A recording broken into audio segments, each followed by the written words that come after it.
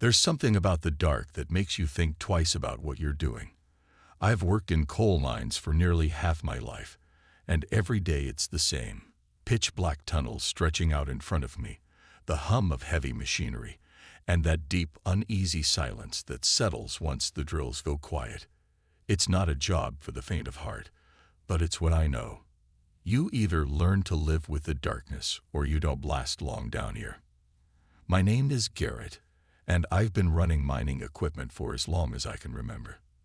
These days, I'm part of a crew for Recur Energy Resources, a relatively new company that's still trying to make a name for itself.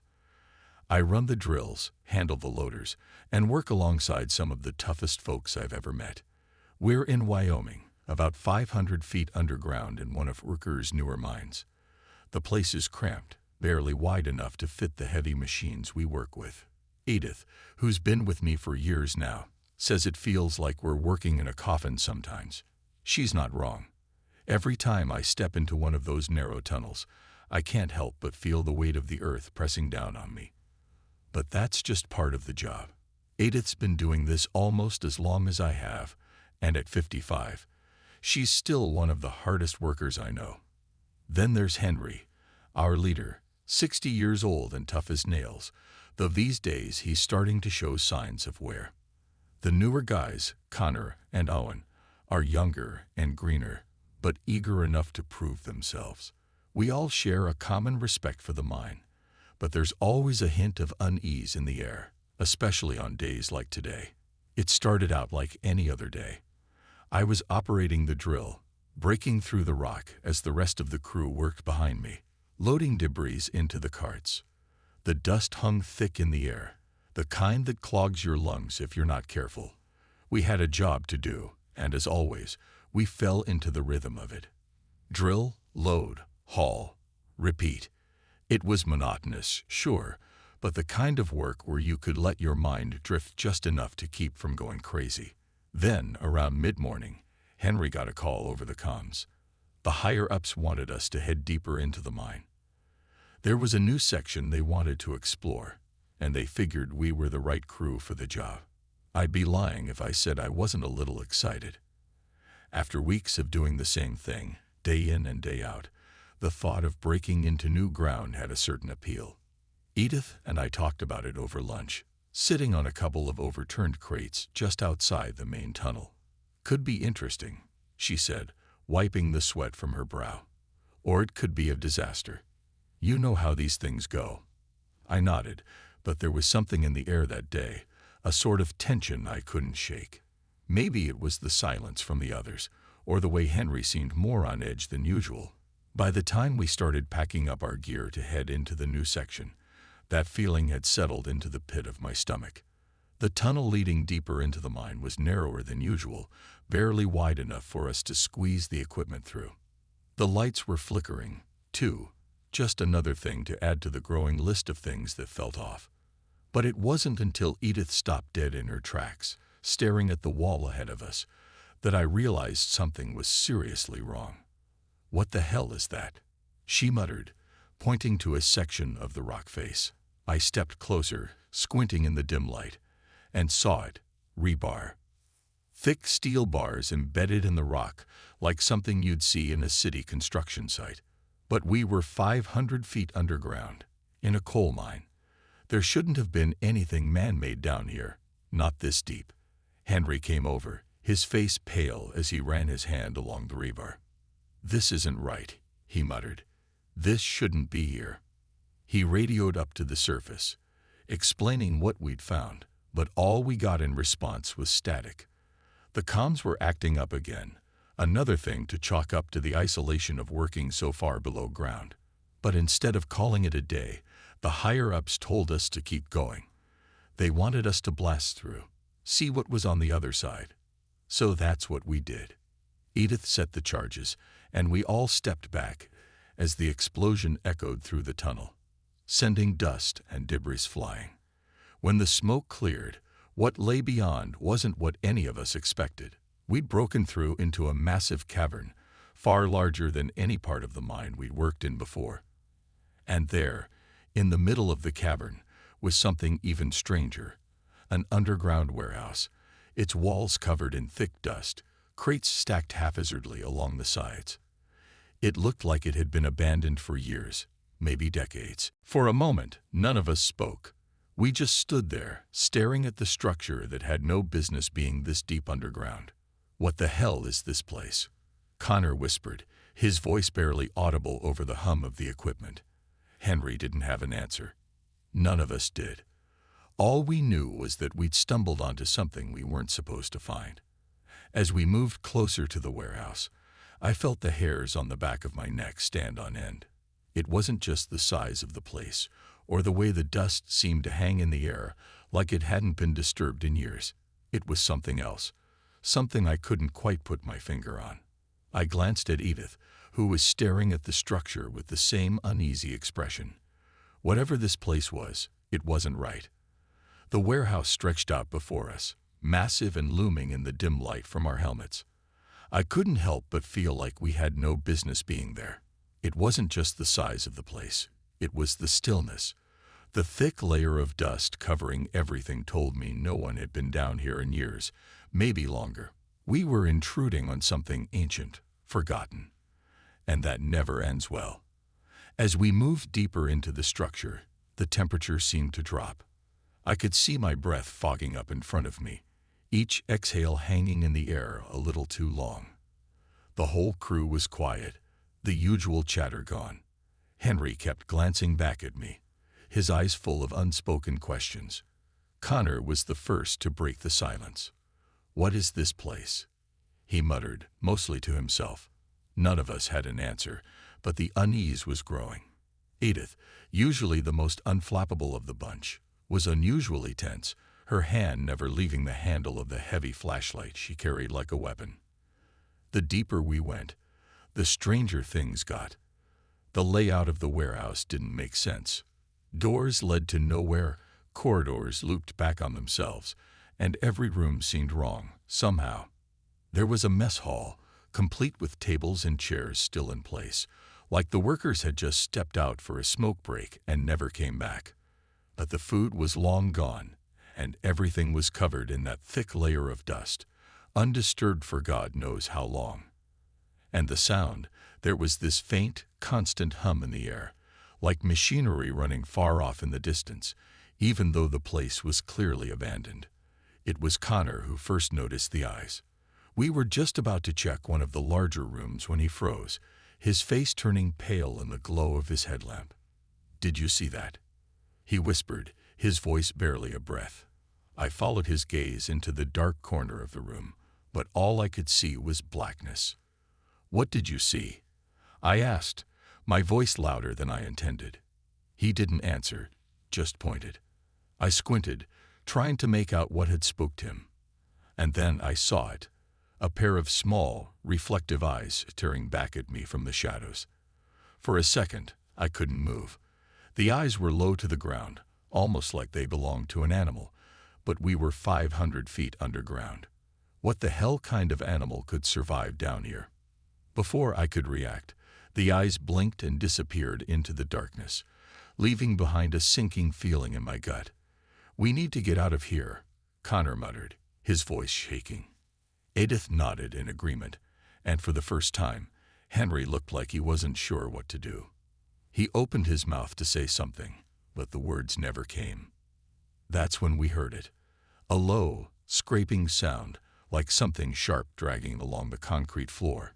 It echoed through the room, coming from everywhere and nowhere at once.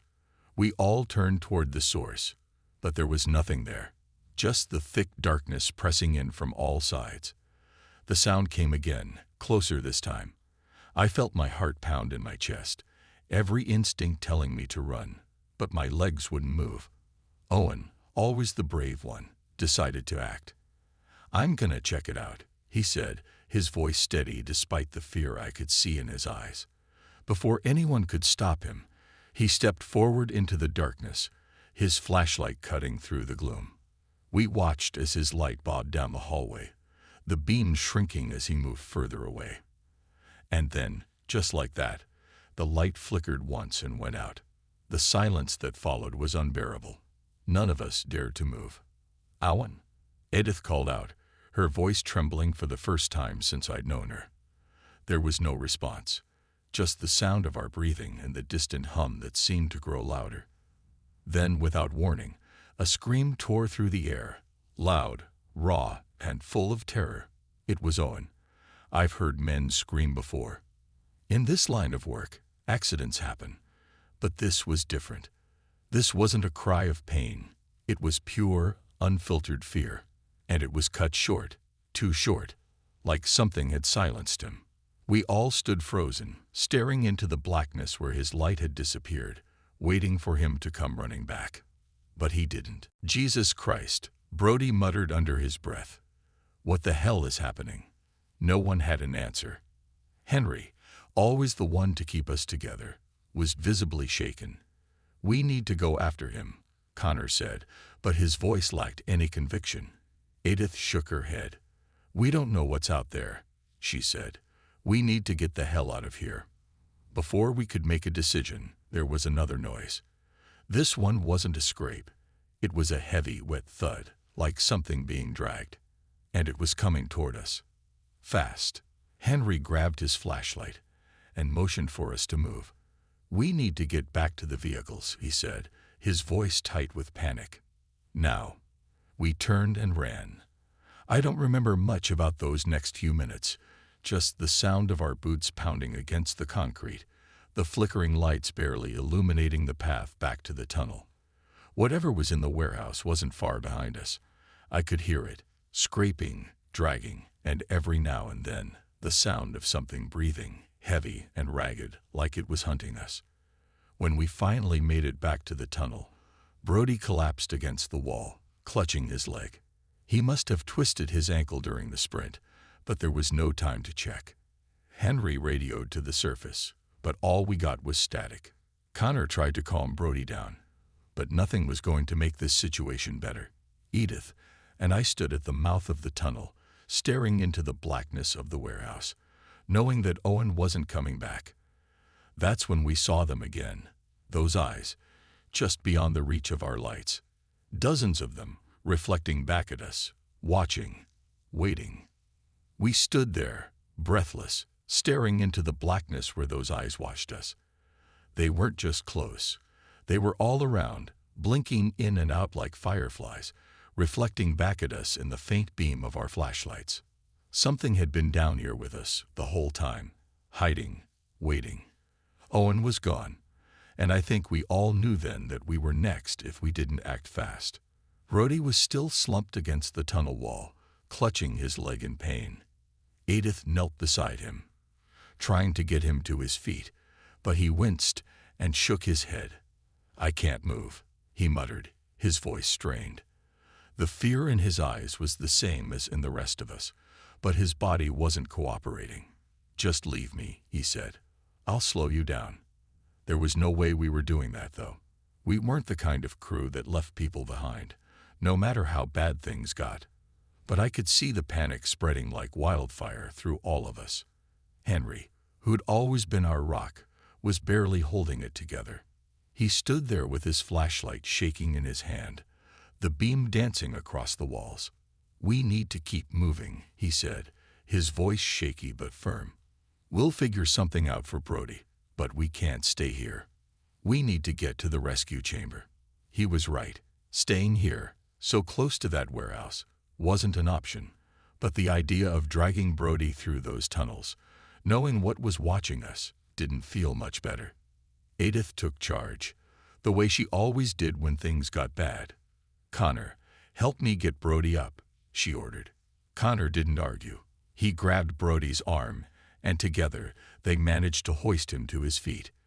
Brody gritted his teeth, doing his best to put weight on his injured leg, but it was clear he wouldn't be able to go far. We didn't have much time. The sound of scratching started up again, louder this time, echoing off the tunnel walls. Whatever was out there, it was moving, closing in on us. "Go," Brody gasped. "I'll slow them down." His voice was full of fear, but there was something else there too, determination. He wasn't ready to give up, but he knew we couldn't stay with him. I wanted to argue, to tell him we'd find a way. But deep down, I knew he was right. Henry cursed under his breath, pacing in place as if he could shake off the impossible decision that lay in front of us. "We'll come back for you," Henry said, his voice barely above a whisper, but even as he said it, I could see in his eyes that he didn't believe it. We started moving down the tunnel, dragging Brody between us. Every step felt like it took years, and every sound seemed to echo in ways that didn't make sense. The scratching grew louder, closer. There were more of them now, the eyes multiplying in the darkness. The tunnel lights flickered as we moved, like they were being toyed with. It felt like the mine itself was turning against us, the walls closing in, suffocating. As we rounded a corner, I looked back, just for a second. What I saw made my blood freeze. Brody had fallen to the ground, clutching his flashlight in one hand, trying to crawl away. Behind him, the creatures finally stepped out of the shadows. They were massive, their hunched forms barely visible in the flickering light. But the eyes, those eyes, they glowed, too many of them, all focused on Brody. Before I could yell, before I could do anything, they swarmed him, their dark shapes blotting out the light entirely. His scream pierced the air, cutting right through me like a knife. And then, silence. Complete and utter silence. We kept running. There was no time to process what had just happened, no time to grieve. We had to keep moving, and fast. But the further we went, the worse things got. The lights along the tunnel were flickering more now, barely staying on for longer than a few seconds. The air felt thick, heavy, like the mine was breathing right alongside us. Every now and then, we'd catch glimpses of those eyes, always just out of reach, watching, waiting. Henry stopped us at the next junction. His breathing was ragged, his face pale. "We're almost to the rescue chamber," he said, pointing down the narrow tunnel to our right. "If we can make it there, we can lock ourselves in and wait for help." He didn't sound confident, and I didn't feel confident either, but it was the only plan we had. Edith nodded, grim determination in her eyes. We had no choice but to keep going. The tunnel to the rescue chamber was even narrower, barely wide enough for us to squeeze through with our gear. The walls pressed in on either side, and I could feel the rough stone brushing against my shoulders as we hurried forward. Every step felt like it took an eternity, and behind us, the scraping sounds were getting closer, faster. They were coming. By the time we reached the chamber, Connor was practically dragging Henry, who had started limping from sheer exhaustion. Edith punched in the code to open the chamber door, her fingers shaking. The door creaked open, and we all piled inside, slamming it shut behind us. For a brief moment, I allowed myself to breathe. The chamber was small, barely big enough for the four of us. The air inside was cold, stale, but it felt like a sanctuary compared to the tunnel outside. We were safe, or so we thought. The creatures couldn't get in here. At least, that's what we told ourselves. The chamber was designed to withstand cave-ins, built solidly enough to protect us from the natural dangers of the mine. But as we stood there, catching our breath, the walls seemed to close in even tighter. The only light came from the flickering emergency bulb in the ceiling, casting long, eerie shadows across the room. Then, the scratching started again. The air in the rescue chamber was thick with tension, the kind that settles deep in your chest and refuses to let go. We had barely made it inside, and now that the door was sealed, there was no going back. We stood there, listening, waiting. It was Henry who spoke first, his voice a rough whisper in the dark. "We're safe here. It can't get in." But none of us believed him. Not really. The scratching started almost immediately, faint at first, like something testing the walls. The sound grew louder with each passing minute. It was coming from just outside the door, claws scraping against the thick metal. The creatures were there, just beyond the threshold, and they knew we were inside. Every time the noise stopped, we'd hold our breath, hoping it was over, only for it to begin again, closer, more frantic. It was like they were trying to find a weakness, any crack in the walls that would let them in. Edith sat against the far wall, her eyes closed, breathing slowly like she was trying to calm herself down. Connor paced the small space, his flashlight swinging in erratic arcs as the bulb above us flickered. His muttering filled the silence. This wasn't supposed to happen. We were just supposed to clear the mine. We were supposed to. It wasn't supposed to be like this. His words didn't make sense, but I knew what he meant. None of this made sense. What had we found down here? Why had we even been sent into that part of the mine? The deeper we got, the more it felt like a trap, like we had been lured down here to wake something up. Henry was the only one who hadn't moved since we locked the door. He was staring at the wall, barely blinking, his face pale and drawn. He looked older than I had ever seen him, the weight of everything we had been through pressing down on him. I wanted to say something, anything, to bring him back to us, but I didn't have the words. None of us did. We were trapped in the silence, the scratching our only companion. And then the lights went out. For a moment, none of us moved. We were plunged into total darkness, the kind you can feel pressing against your skin. My heart raced, every beat louder than the last, and I could hear Edith sucking in sharp breaths beside me. Connor's flashlight flicked on, casting long shadows on the walls, but the beam wasn't strong enough to cut through the thick blackness that seemed to surround us. "Damn it," Henry muttered under his breath. "They've cut the power." It made sense. Whatever those things were, they knew we were here, and they were toying with us. They couldn't get in, but they could make us suffer.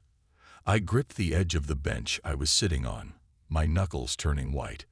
This wasn't just a waiting game anymore. It was a siege. "What are we gonna do?"